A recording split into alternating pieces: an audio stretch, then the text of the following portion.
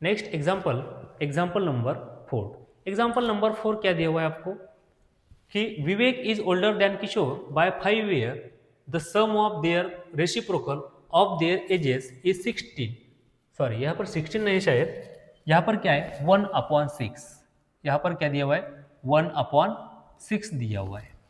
Then find their present ages. क्या दिया हुआ आपको कि विवेक जो है किशोर से बड़ा है कितने साल, 5 साल बड़ा है, और उनके रेसिप्रोकल की एडिशन कितनी है 1/6। आपको क्वेश्चन पूछा गया है तब उनका प्रेजेंट एज क्या होगा, यानी कि उनकी आपको क्या निकालनी है वर्तमान आयु। सगळ्यात सोपं म्हणजे त्यांनी आपल्याला तुम्हाला प्रेझेंट एज विचारलेलं आहे। तर बघ, देखो Vivek is older than Kishore by 5 year, यानी कि Kishore is younger than Vivek, यानी कि सिंपल सी बात है विवेक जो है वो किशोर से बड़ा है। इसका मतलब ये होता है किशोर जो है वो विवेक से छोटा है। कितने साल, तो 5 साल, यानी कि दोनों के एज में कितना डिफरेंस है 5 ईयर का। बड़ा कौन है विवेक, छोटा कौन है किशोर। आगे देखो उनके ईयर, उनका जो एज है उस एज की जब भी हम सम करेंगे, पर डायरेक्टली एज की सम क्या नहीं, उन्होंने क्या बोला आपको रेसिप्रोकल की सम कितनी दी हुई 1/6। Then find their present ages. सबसे पहले आप क्या करोगे, जो चीज आपको फाइंड करनी है सबसे पहले उसको आप क्या करोगे, लेट में कंसिडर करोगे एक्स। जो आपको निकलना है थोड़ी देर के लिए समझो, उसका एज कितना है, क्या फाइंड करना है आपको, the present age of then their present ages. सबसे पहले आपको उनके एज निकालने हैं। तो जो भी चीज आपको निकलनी है कुछ देर के लिए हम उसको क्या कंसिडर करेंगे, कौन सा भी वेरिएबल कंसिडर करो एक्स। क्या आपको किशोर का एज मालूम है, नहीं मालूम, तो आप क्या कंसिडर करोगे उस पर एक्स कंसिडर करेंगे। यहाँ पर हमें किशोर का एज मालूम नहीं तो हमने थोड़ी देर के लिए कंसिडर किया किशोर का एज कितना है एक्स। तो ऑब्वियसली विवेक का एज कितना आएगा x+5, क्योंकि विवेक जो है वो ऑब्वियसली किशोर से कितने साल बड़ा है 5 साल बड़ा है। देखो हमें किशोर का एज मालूम नहीं तो हम क्या कंसिडर करेंगे यहाँ पर, let present age of Kishore, let present age of Kishore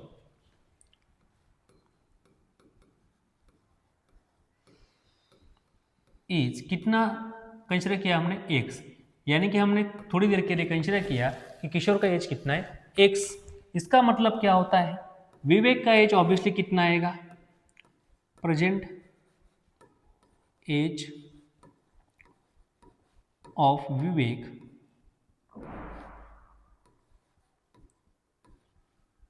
present age of Vivek will be कितना होगा x+5।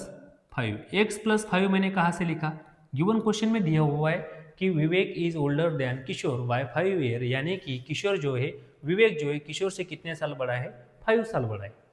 अब देखो according to given condition, given condition क्या कहती है, sum of their reciprocal according to given condition, according to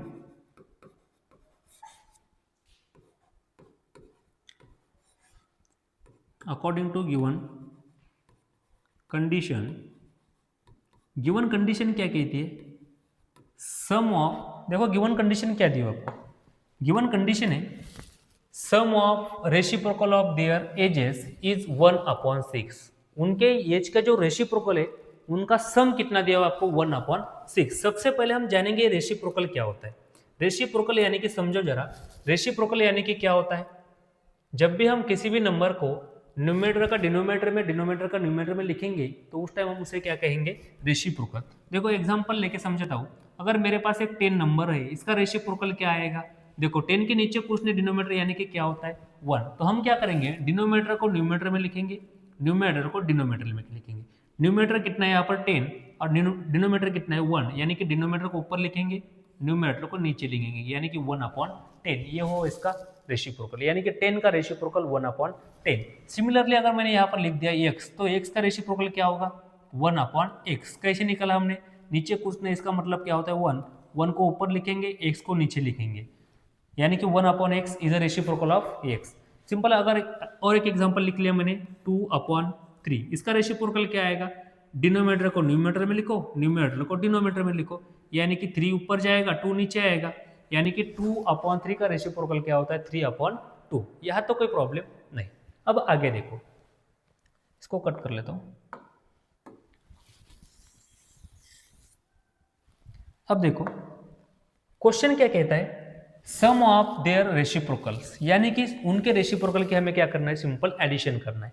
तो x का reciprocal क्या आएगा 1/x, x का रेसिप्रोकल क्या आएगा 1/x प्लस सम पूछा है इसलिए वजह से हमने क्या किया प्लस x प्लस 5 का रेसिप्रोकल क्या आएगा 1/x प्लस 5, क्या आएगा 1/x plus 5 is equal to कितना दिया हुआ है 1/6। उनकी एडिशन कितनी दी हुई है आपको 1/6 गिवन दिया हुआ है। अब देखो आगे इसको सॉल्व करेंगे। सबसे पहले फ्रैक्शन है, फ्रैक्शन की एडिशन है, डिनोमीटर सेम है क्या, नहीं सेम। सिर्फ जब भी डिनोमीटर सेम नहीं होता उस टाइम हम क्या करते हैं, सिंपल उनका क्रॉस मल्टीप्लाई करेंगे, यानी कि x प्लस 5 इंटू 1 क्या होगा x प्लस 5, क्या आएगा यहाँ पर x plus 5, x plus 5 into 1 क्या होगा x plus 5 plus x into 1 क्या आएगा x अपॉन में देखो डिनोमीटर का प्रोडक्ट करेंगे x इंटू एक्स प्लस 5 क्या होगा x into x plus 5 is equal to आगे क्या आएगा ये वाला 1/6 एज इट इज। अब देखो सॉल्व करो इसको, क्या आएगा x प्लस एक्स यानी कि क्या होगा 2x, ये वाला प्लस 5 एज इट इज लिखेंगे हम, अपॉन में क्या आएगा x इंटू एक्स क्या होगा x square plus 5 into x यानी कि क्या होगा 5x। यहाँ तो कोई प्रॉब्लम नहीं, आगे वाला 1/6 को हम क्या करेंगे एज इट इज लिखेंगे, क्या होगा 1/6। अब देखो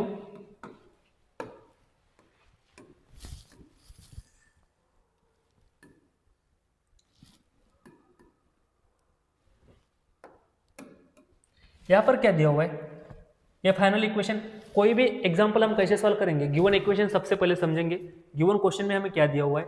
जब तक आपको क्वेश्चन समझ में नहीं आएगा आप क्वेश्चन को सॉल्व कर सकते हो क्या, नहीं। सबसे पहले क्वेश्चन को समझो, उसके बाद क्या करने का है अकॉर्डिंग टू गिवन कंडीशन आपको रिप्रेजेंट करना है। उसके बाद आपको क्या मिलेगा क्वाड्रेटिक इक्वेशन, जब भी आप उस क्वाड्रेटिक इक्वेशन सॉल्व करोगे आपको फाइनल आंसर मिल जाएगा। देखो अब यहाँ पर क्या करेंगे हम, इसको क्या करेंगे सॉल्व करेंगे, यहाँ पर भी क्या करेंगे cross multiply, x square plus 5x into 1 क्या होगा obviously x square plus 5x into 1 is equal to क्या आएगा x square plus 5x is equal to क्या होगा 6 इंटू क्या आएगा ये 2x प्लस 5। यहाँ तो कोई प्रॉब्लम नहीं, चलो सॉल्व करो, x square as it is लिखेंगे, ये वाला प्लस 5x भी as it is equal to क्या होगा 6 ब्रैकेट के बाहर है, इसका मतलब 6 से हम ब्रैकेट को मल्टीप्लाई करेंगे यानी कि क्या होगा 12x प्लस 6 5 का कितना आता है 30। यहाँ तो कोई प्रॉब्लम नहीं। अब आगे देखो ये वाला एक्स स्क्वायर हम एज इट इज लिखेंगे प्लस 5x, अभी तक हमें स्टैंडर्ड फॉर्म मिला क्वाड्रेटिक इक्वेशन का नहीं मिला, इस साइड को हम इस तरफ शिफ्ट करेंगे यानी कि क्या होगा 12x minus 13 is equal to क्या होगा माइनस 30 इज इक्वल टू 0। अब देखो x square plus 5x minus 12x यानी कि 12 में से 5 जब भी हम घटाएंगे हमें क्या मिलेगा 7, क्या मिलेगा हमें 7, यानी कि यहाँ पर क्या आएगा माइनस 7x, क्योंकि ग्रेटर नंबर का साइन कौन सा है minus, is minus 30 is equal to क्या आएगा 0। हमें फाइनली क्या मिला यहाँ पर क्वाड्रेटिक इक्वेशन, यह क्या मिला है हमें क्वाड्रेटिक इक्वेशन। अब इस क्वाड्रेटिक इक्वेशन को हम क्या करेंगे सॉल्व करेंगे स्टेप बाय स्टेप। ये क्या मिला हमें यहाँ पर क्वाड्रेटिक इक्वेशन, इस क्वाड्रेटिक इक्वेशन को अब हमें क्या करना है सॉल्व करना है। अब देखो क्या होगा, क्वाड्रेटिक इक्वेशन को सॉल्व करने के लिए हमारे पास 3 मेथड है, factorization method, completing square method and formula method. कौन सा मेथड यूज करोगे, अगर कौन सी भी मेथड यूज करोगे आप फाइनल आंसर आपको सेम ही मिलेगा। हमें मेथड वही यूज करनी है जो हमको ईजी लगती है। यहाँ पर ईजी कौन सी मेथड होगी, ऑब्वियसली फार्मूला मेथड, क्योंकि यहाँ पर फैक्टर पढ़ना ईजी होगा, सॉरी फैक्टराइजेशन मेथड, क्योंकि यहाँ पर फैक्टर पढ़ना ईजी है। किसका फैक्टर निकालना है हमें माइनस 13 के, देखो यहाँ पर 1 लिखा हुआ है, a की वैल्यू 1 इंटू माइनस 30 यानी कि क्या होगा माइनस 30।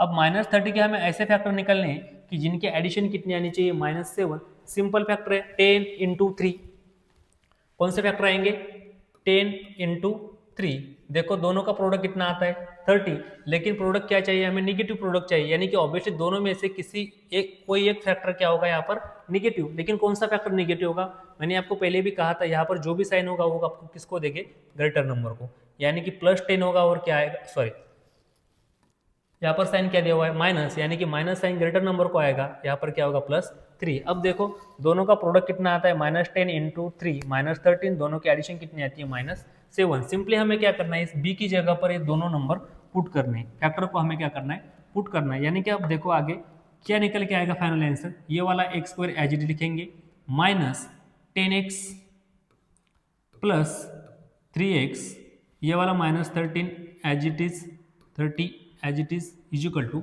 0। अब हमें क्या करना है, पहले वाले दोनों टर्म से एक नंबर को कॉमन निकालना है, पहले वाले दोनों में से कॉमन निकालना है और लास्ट वाले दोनों टर्म से कॉमन निकालना है। क्या कॉमन आएगा देखो जरा, यहाँ पर कॉमन निकाल सकते हैं हम x, यानी कि यहाँ पर क्या बचेगा, x बचेगा, ये वाला minus sign as it is 10x में से हमने 10x कॉमन निकाला, यानी कि ब्रैकेट में क्या बचेगा, x बचेगा। यहाँ तो कोई प्रॉब्लम नहीं है। अब देखो हमें नेक्स्ट वाले से सेम सिमिलरली हमें यहाँ से भी क्या करना है, कॉमन निकालना है। इन दोनों टर्म से आप क्या कॉमन निकाल सकते हो, ऑब्वियसली 3 कॉमन आएगा, x तो कॉमन आ नहीं सकता क्योंकि यहाँ पर x है क्या, नहीं, यानी कि हम दोनों में से क्या कॉमन निकालेंगे, यहाँ पर +3। जब हम यहाँ से +3 को कॉमन निकालेंगे, अंदर क्या बचेगा, 3x में से हमने 3 कॉमन ले लिया, अंदर क्या रहेगा x, ये वाला minus sign as it is 30 से हमने 3 को कॉमन लिया, यानी कि अंदर क्या रहेगा -10 इजिकल टू क्या होगा 0। क्या आपने कॉमन सही निकाला है गलत, कैसे सोचोगे, यहाँ पर x -10, यहाँ पर x -10, दोनों ब्रैकेट क्या आना चाहिए, सेम। जब भी दोनों ब्रैकेट सेम आएंगे यानी कि इसका मतलब होता है आपने जो भी कॉमन निकाला है वो सही निकाला है, यहाँ तो कोई प्रॉब्लम नहीं। अब देखो दोनों टर्म में फिर से क्या कॉमन है, यहाँ पर x -10, यहाँ पर भी x -10, यानी कि दोनों को हम फिर से क्या लेंगे, कॉमन लेंगे। अब देखो यहाँ पर क्या आएगा, x -10 को हमने कॉमन ले लिया, अंदर क्या बचेगा, ये वाला x प्लस आगे वाला 3 इजिकल टू क्या होगा 0।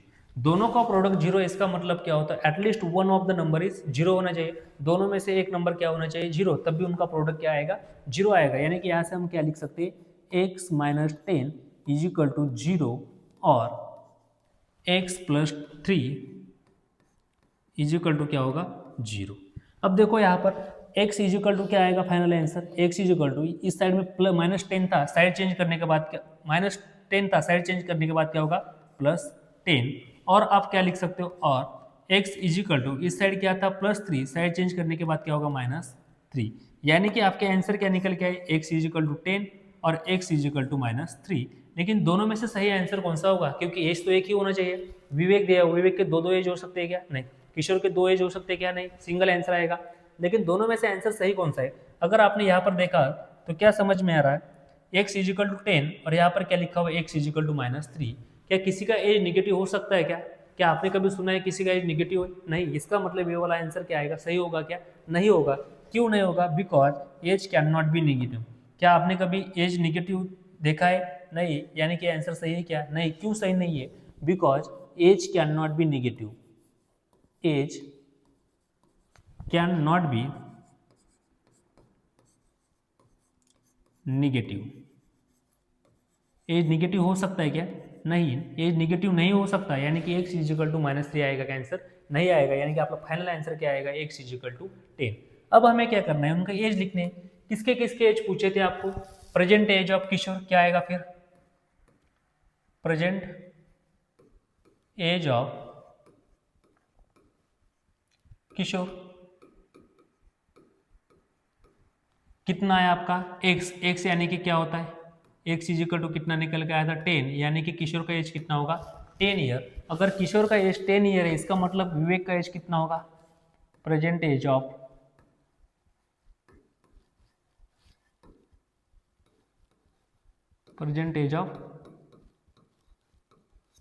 विवेक इजिकल टू क्या है, x + 5, x की वैल्यू कितनी आई 10 + 5, यानी कि विवेक की कुल मिलाकर एज कितनी आएगी, तो 15 ईयर। कितना होगा ये विवेक का एज 15 ईयर। विवेक की एज कितनी आई 15 ईयर एंड किशोर का एज कितना है आपका 10 ईयर। यहाँ तो कोई प्रॉब्लम नहीं, यहाँ तो कोई प्रॉब्लम है क्या, दोनों की एज निकल के आए यहाँ से, age of Kishor and age of Vivek, right. अब हमें देखना है नेक्स्ट एग्जाम्पल, एग्जाम्पल नंबर